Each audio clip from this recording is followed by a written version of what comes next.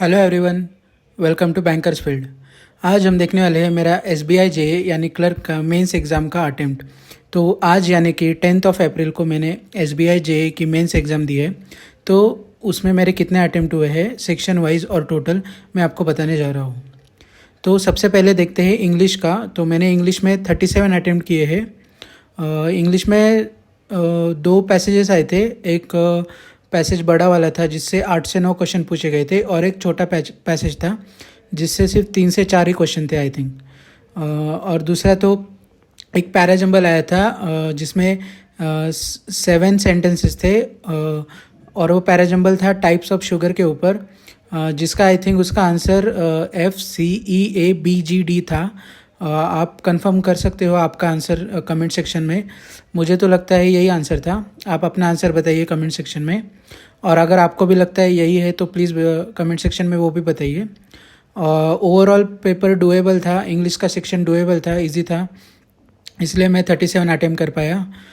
लेकिन एक ट्रिकी बात थी कि कुछ कुछ ऑप्शंस बहुत क्लोज थे। मतलब एक क्वेश्चन के अगर क्वेश्चन के नीचे अगर 5 ऑप्शंस थे तो उनमें से एक दो ऑप्शंस ज़्यादा क्लोज थे कि आप कंफ्यूज हो सकते थे कि दोनों में से कौन सा ऑप्शन चूज़ किया जाए। तो थोड़ा वो था, अगर 2-3 बार क्वेश्चन पढ़ लेते हो आप तो आपको क्लियर हो जाता है।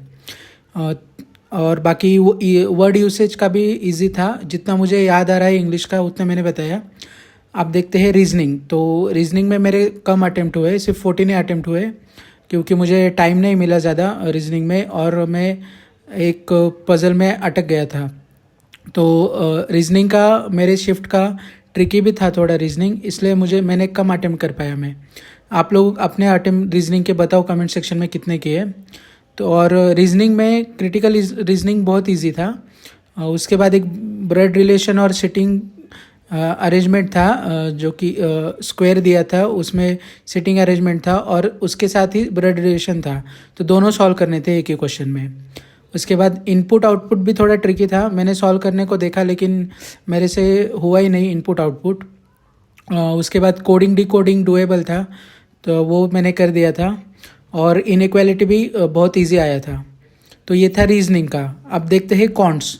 तो कॉन्ट्स में मैंने 24 अटेम्प्ट किए। ओवरऑल कॉन्ट्स डुएबल था। अप्रॉक्सीमेशन के क्वेश्चंस तो बहुत सिंपल थे, सीधा मतलब बहुत ही सिंपल थे अप्रॉक्सीमेशन के, एकदम प्री लेवल के क्वेश्चंस थे। क्वाड्रेटिक थोड़ा कैलकुलेटिव था, क्योंकि क्वाड्रेटिक उन्होंने डायरेक्टली नहीं दिया था, हमको पहले कैलकुलेट करना पड़ रहा था और उसके बाद क्वाड्रेटिक के रूट्स निकालने पड़ रहे थे, तो इसलिए थोड़ा कैलकुलेटिव था। बाकी जहाँ तक मुझे याद है एक पाई चार्ट का डी आया था और एक बार ग्राफ का डी आया था। उसमें से पाई चार्ट वाला बहुत इजी था, बार ग्राफ वाला थोड़ा कैलकुलेटिव था। तो ये था क्वांट का। और जनरल अवेयरनेस में मैंने 34 अटेम्प्ट किए हैं। जनरल अवेयरनेस में आई थिंक 8 से 10 क्वेश्चन मैंने कंफर्म, मुझे पता नहीं है कि वो करेक्ट है या रॉन्ग है।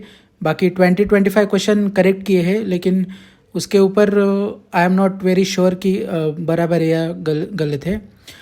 बाकी जनरल अवेयरनेस का बताऊँ तो ज़्यादा से ज़्यादा जनरल अवेयरनेस जनवरी मंथ से आया था, और जो फाइनेंस रिलेटेड था वो दिसंबर और नवंबर मंथ से भी आया था।